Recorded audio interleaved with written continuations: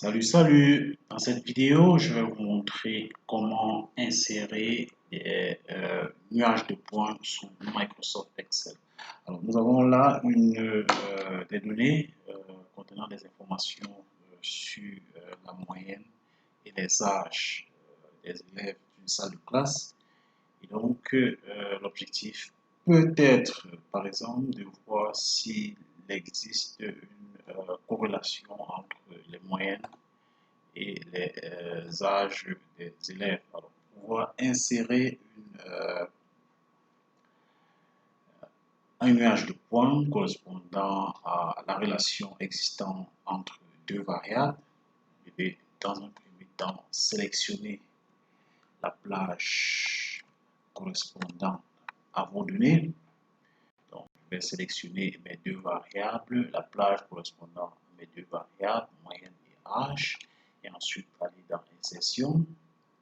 Lorsque je suis dans insertion, dans la rubrique concernant les graphiques, je vais sélectionner cette image là correspondant au nuage de points entre X et Y.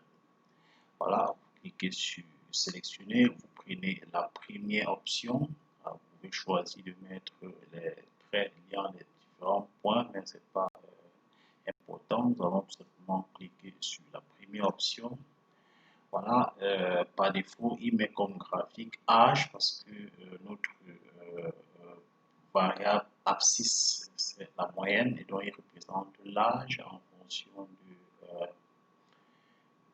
des moyennes dont l'âge est en ordonnée. Nous allons tout simplement supprimer ce titre-là en venant dans plus, demander de ne pas mettre le titre du graphique. Voilà, on peut tout simplement insérer par exemple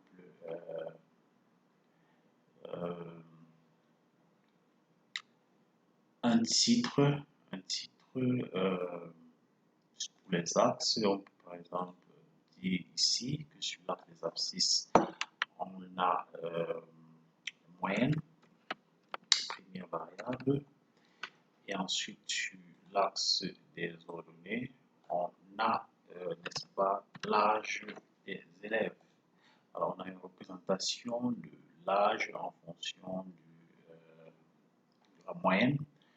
On peut toujours venir dans ce petit plus là, essayer d'insérer par exemple une courbe de tendance, par exemple. Voilà la courbe de tendance qui permet de voir la corrélation qui est entre nos différentes variables. Vous pouvez sélectionner autant d'options que vous voulez. Vous pouvez par exemple venir dans la plus haut, choisir un graphique beaucoup plus sombre. Il y a toute une panoplie d'options que vous pouvez explorer, pouvoir insérer un nuage de points assez attrayant que vous pouvez, n'est-ce pas, copier et puis coller dans vos différents éditeurs de texte, notamment Word et les autres. Voilà, c'était tout pour ce tutoriel. Nous espérons qu'il vous a permis de mieux apprendre